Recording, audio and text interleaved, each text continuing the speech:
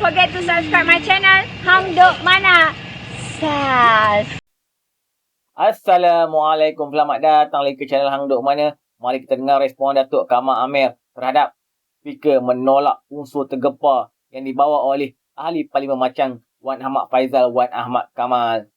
Kita baca detail sikit kat Malaysia kini ni. Unsur MP Machang ditolak berdasarkan duluan pada 2021 kata Johari. Speaker Dewan Rakyat Johari Abdul hari ini tampil menjelaskan mengenai janjinya kepada ahli Parlimen Pembangkang yang didakwa dimungkiri semalam.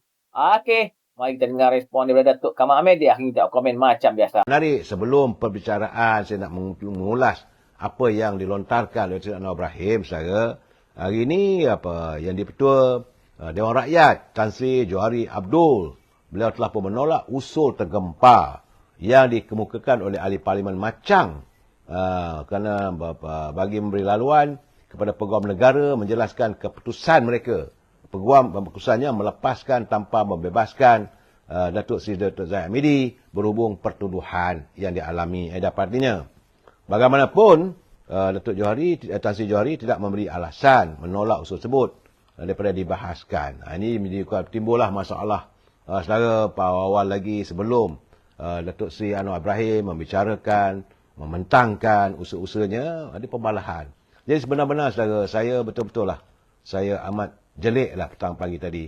Bangun awal-awal, cari kopi secawan, kita nak dengar perbincangan. Tapi perangai ahli-ahli Parlimen, terutama di Pembangkang, masih tak berubah.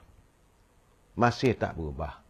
Sedangkan semua tahu, mesyuarat pagi tadi, Dewan Rakyat pagi tadi bermula adalah untuk kajian rancangan Malaysia ke-12. Ini mesyuarat khas. Bukan seperti biasa nak tunggu. Jadi itulah nak ambil kesempatan. Kalau nak dibicarakan pun, apa dapat? Apa dapatannya? Ya, bagi mereka selagi, macam saya kata tadi lah, selagi Datuk Zahid tak dihantar ke penjara, selagi itu mereka tak puas hati. Datanglah Peguam Negara pun, datanglah siapa pun memberi penjelasan, mereka tak terima sebab dah dalam pemikiran mereka begitu. Pada pandangan saya lah, sebab itu agak teruklah tadi. Saya malulah sebab kerana waktu awal persidangan Dewan Rakyat tadi, ada juga pemerhati dan juga tetamu daripada Korea Selatan. Malu kita kalau melihat perangainya, saudara. Saya cukup sedih, saudara, hari ini. Melihat perangai dan sikap ahli Parlimen yang mereka lain tak ada, yang mempamerkan seolah-olah mereka ni hebat. Dan lebih mengecewakan saudara apabila perwakilan daripada luar negara melihat. Malu kita, saudara. Apakah ini caranya ahli-ahli yang berhormat dari orang Melayu kita ni bersidang? Saya dah agak malam tadi, saya dah katakan, saya mengharapkan agar ahli-ahli Parlimen, mereka kena ingat, mereka mewakili rakyat. Apakah rakyat mereka suka kalau melihat wakil rakyat mereka begitu? Saya yakin tentulah wakil rakyat sama ada daripada kawasan yang mereka wakili, tentulah merasa malu dengan sikap adanya pemimpin mereka yang sebegitu. Itulah sebab tu saya katakan, bila ada pilihan raya, kita kena perhati betul-betul. Cari calon yang benar-benar boleh membela kita. Dewan Rakyat digunakan untuk membicarakan persoalan rakyat. Dan saya, dia lain tak ada lah. Cuma isunya, bila Peguam Negara menarik. Itu yang cerita dia. Kecoh lah saudara. Nak minta penjelasan Peguam Negara, bagaimana dia boleh melepaskan tanpa membebaskan. Jadi benda begitu bukan tak boleh diminta. Boleh diminta penjelasan. Jadi menteri undang-undang ada, tentulah dia akan memberi penjelasannya. Tak perlu mesti mengadakan, mesti ditangguhkan mesyuarat. Jadi penting sangat isu Datuk Zahid Hamidi ni. Itu saya kata, di mana pentingnya sedangkan kita nak tahu tentang kehidupan rakyat. Ekonomi negara macam mana, apa yang dilakukan, kerajaan sudah pun membuat perancangan. Dan mereka lupa, saudara. Saya rasa ada di kalangan ahli-ahli Parlimen itu, mereka dah biasa jadi menteri. Saudara, 3-4 orang yang bercakap, saudara. Mereka dah biasa jadi menteri. Saya tak nak sebut nama, saudara. Jelik saya nak sebut nama mereka. Mereka biasa menteri. Di mana apabila persidangan Dewan Rakyat dimulakan, maka usul kerajaan itu diutama didahulukan. Tak boleh mengatasi usul individu atau usul peribadi. Cuma yang berlaku sekali aja dulu. Saya ingat saya. Usul daripada individu yang diizinkan. Waktu itu Datuk Seri Zahid, Datuk Seri Najib. Datuk Seri Najib jadi Perdana Menteri apabila calon daripada PAS mahu mengupakan pindaan perlembagaan rang Undang-Undang RUU 355 yang dibacakan oleh Setiausaha Agung PAS. Itu sekali, saudara. Dan itu merupakan satu benda orang terkejut. Macam mana boleh dibolehkan sedangkan urusan kerajaan masih banyak lagi. Dan hari ini banyak urusan kerajaan tidak dikemukakan. Sebab semua menteri menanti persidangan Dewan Rakyat akan bermula pada 26 bulan nanti.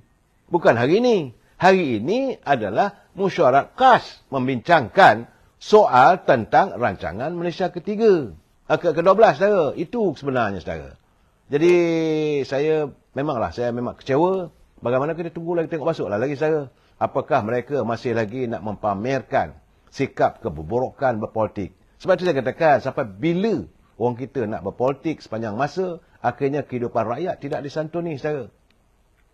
Saya mendengar, saudara, antara intipati dalam pembentangan kajian separuh penggal. Pertama sekali, saya dengar, saudara, bagaimana gagasan dalam kajian separuh penggal rancangan Malaysia ke-12 ini, ia bermatlamatkan Malaysia madani, yang mampan, yang sejahtera dan berpendapatan tinggi. Itu hala tujuannya. Tapi orang kata mana hala tujuannya? Hala tujuannya itulah supaya ekonomi negara kita yang mampan, rakyat yang sejahtera dan berpendapatan tinggi. Itu matlamat dan harapan.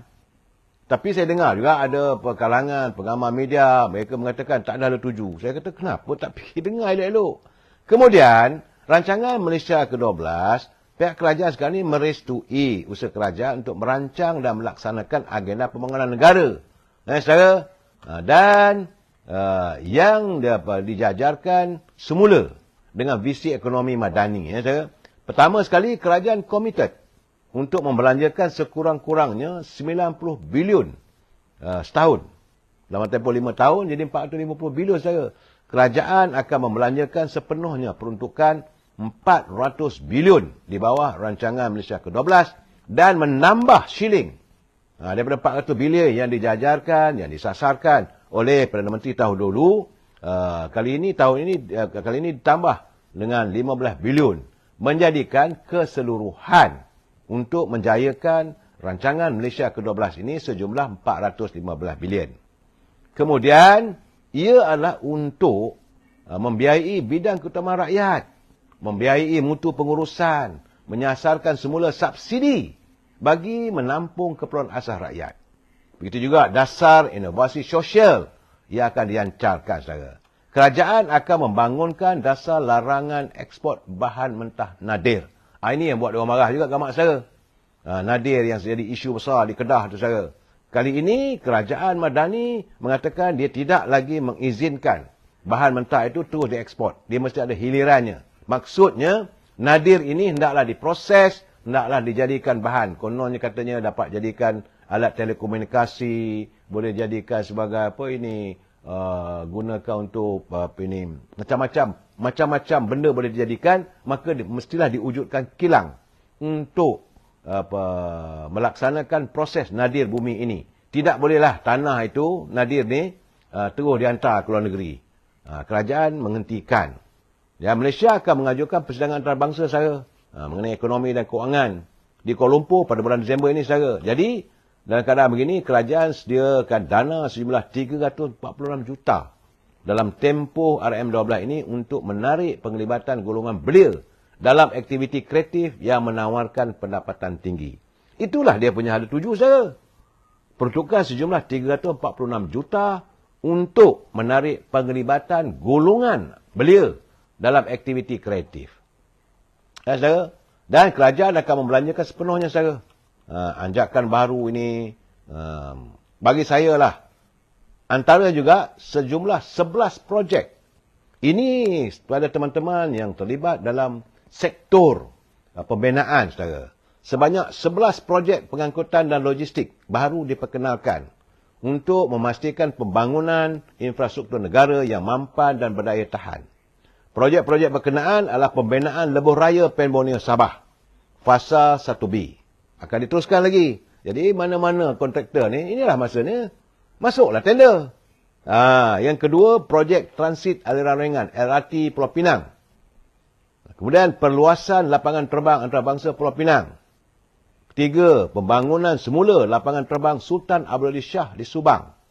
Dan penaikan taraf lebuh raya Timur Barat dari Gerik, Perak ke Jeli, Kelantan.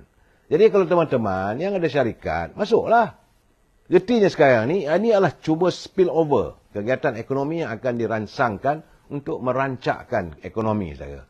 Yang lain termasuklah perluasan perkhidmatan bas rapid transit. Bas dalam bandar termasuk Johor dan Lembah Kelang. Begitu juga menaik taraf lebuh raya Senai Desaru. Perlebaran lebuh raya Utara Selatan dari Yomping ke Senai. Secara berpasar lah saudara. Pembinaan Sarawak Sabah Link. Dan naik taraf jalan dari Tanah Rata ke Kifam di Cameron Highland. Ini semua saudara peluang untuk warga yang terlibat dalam industri pembinaan. Bolehlah. Ini diumumkan oleh Perdana Menteri tadi. Selain itu, pembangunan pelaburan baru di Pulau Keri. Ini pembangunan baru saya, Pulau Keri dijangka dapat mengukuhkan pelabuhan Kelang sebagai hub pemindahan kapal serantau. Kerajaan juga akan menambah baik kerja-kerja penyelenggaraan infrastruktur pengangkutan bagi memanjangkan jangka hayat jalan raya, aset rail dan peralatan navigasi udara. Jadi anjakan utama pengukuhan jaringan pengangkutan awam akan menyediakan akses dan ketersambungan yang lebih baik bagi memastikan lebih ramai rakyat menikmati perkhidmatan. Itu keadaannya saudara. Yang Perdana Menteri dah menjelaskan mana-mana syarikat yang telah pun mendapat kontrak daripada kerajaan tapi tidak terlaksana dalam waktu yang ditetapkan, maka kontrak itu akan dibatalkan. Okey, tentang komen saya baca detail lagi dekat Masyarakat ini. Menjelaskan perkara itu Johari berkata dia menolak usul tergempar di bawah ahli paling macam Faizal Wan Ahmad Kamal berdasarkan peraturan mesyuarat 11/3 bagi menghalang sesuatu.